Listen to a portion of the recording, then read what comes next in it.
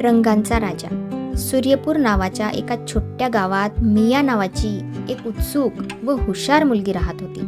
तिला निसर्गातील प्रत्येक गोष्ट पाहायला खूप आवडायची. रंगीबेरंगी फुले, सुंदर सुंदर झाडे, छोटे छोटे कीटक, पांढरे शुभ्र ढग आणि सगळंच काही. एके दिवशी मिया एका खूप जुन्या वडाच्या झाडाजवळ खेळत होती आणि अचानक तिला फांदीमध्ये अडकलेली एक चमचमणारी निळ्या रंगाची छत्री दिसली. छत्रीवर हलकासा जादुई प्रकाश चमकत होता. मियाने कुतूहलाने छत्री उघडली आणि लगेच तिच्या समोर एक रंगीबेरंगी वादळासारखा फिरता झोका आला आणि ती थेट एका अनोख्या जादुई विश्वात पोहोचली.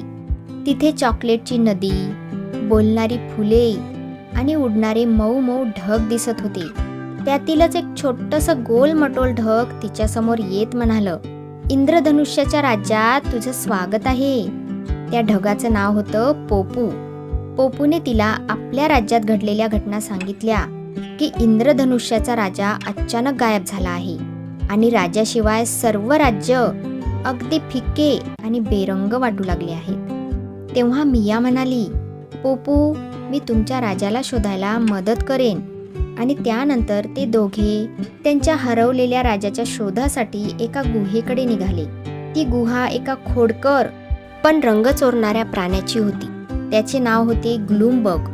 ते दोघे जण गुहेत पोहोचताच ग्लूमबग गुरगुरला, मला रंग आवडत नाहीत, सगळं असे बेरंगच छान दिसतं, त्यामुळे मी तुमचा राजा परत देणार नाही. त्यावर मियाने थोडा विचार केला. तिने जादूची छत्री उंच धरली आणि ती उघडली. त्याचबरोबर छत्रीतून चमकदार इंद्रधनुष्याचा प्रकाश बाहेर पडला. लाल, निळा, हिरवा, गुलाबी, पिवळा सगळे रंग गुहेत पसरले. एवढ्या सुंदर रंगांमुळे ग्लूमबगचे डोळे चमकले. त्यामुळे तो थोडा स्तब्ध झाला आणि हसत म्हणाला, मी विसरलोच होतो की रंग किती सुंदर असतात. आणि त्याने इंद्रधनुष्याच्या राजाला सोडून दिले. राजा मियाला म्हणाला, मिया, तू जादूने नाही तर तुझ्या चांगुलपणाने आणि धैर्याने रंग परत आणलेस. राजाने तिला आभार म्हणून एक इंद्रधनुष्याचे लॉकेट दिले आणि जादूच्या छत्रीसह तिला परत सूर्यपूर गावात पाठवले. काही क्षणातच मिया पुन्हा वडाच्या झाडाजवळ उभी होती. सगळं पूर्वीसारखंच होतं, फक्त तिच्या खिशातल्या लॉकेटातून हलकीशी चमक दिसत होती. मिया मनोमन हसली, कारण आता तिला माहिती होतं ती इंद्रधनुष्याच्या राज्यात कधीही परत जाऊ शकते. तर अशा प्रकारे ही गोष्ट इथेच संपली.